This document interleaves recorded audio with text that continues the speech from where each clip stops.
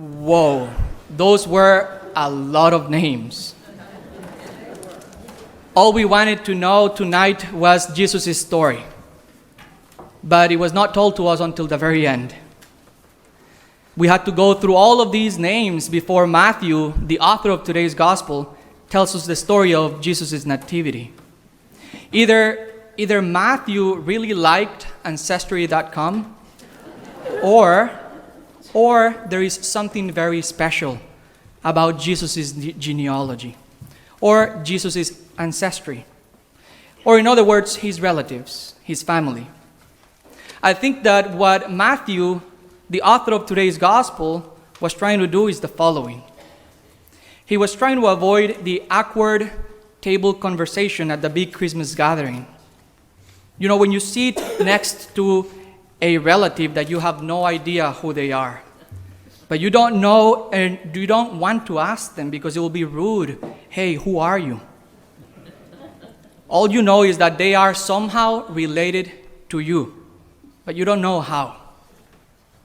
Today's gospel explains exactly that. Who is Jesus and who is his family? Matthew is trying to explain who Jesus' relatives are and how we are part of that family. Now I'm going to try my best to not bore you before Christmas Eve, so bear with me. There are two things that I will need to point out before I begin this explanation.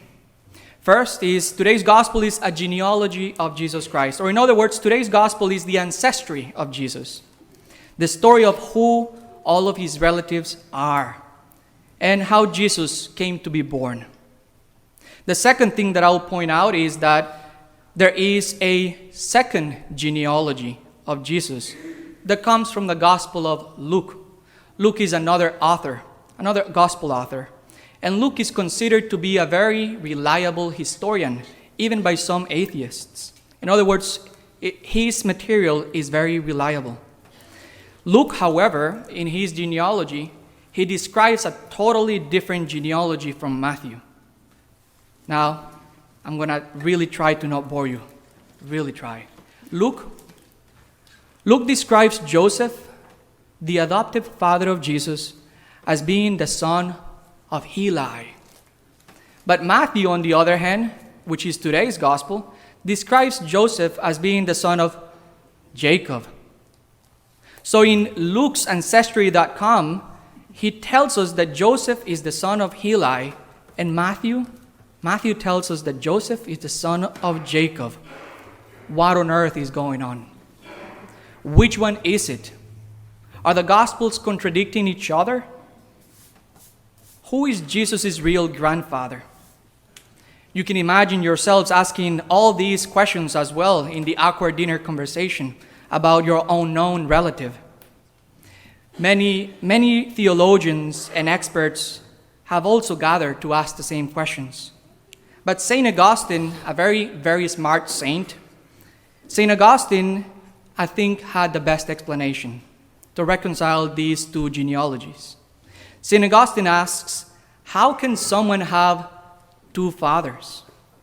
Unless that someone was adopted. What if Joseph had two fathers because he was adopted? One was the genealogy of his adopted father, and another was the genealogy of his biological father.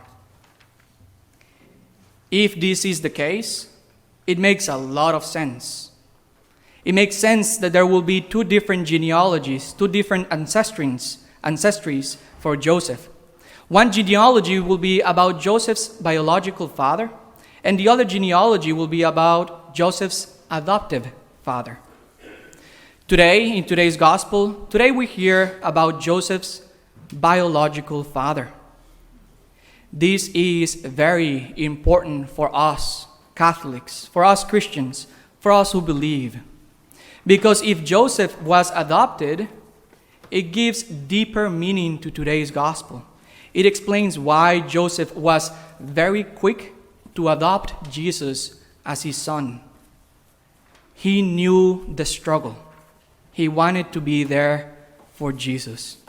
This is deep, because Jesus himself also has two fathers: an adopted father, Joseph, and a biological father, God, preparing us to realize that we too have two fathers: God the Father and our biological parents. When Jesus became human, he adopted humanity into his divinity, making all the baptized adoptive children of God. My dear family, this Christmas, let us recognize this genealogy. Let us make it our own. Let us recognize that we have a divine lineage that comes from adoption. Let us recognize that we are indeed the children of God. He has adopted us. For those who are adopted, you know that adoptive parents are real. They are there for you. Jesus is your relative. This was the story of your own genealogy, a genealogy of kings, a genealogy of leaders: David, Jesse, Abraham. That is your genealogy, a genealogy of kingship.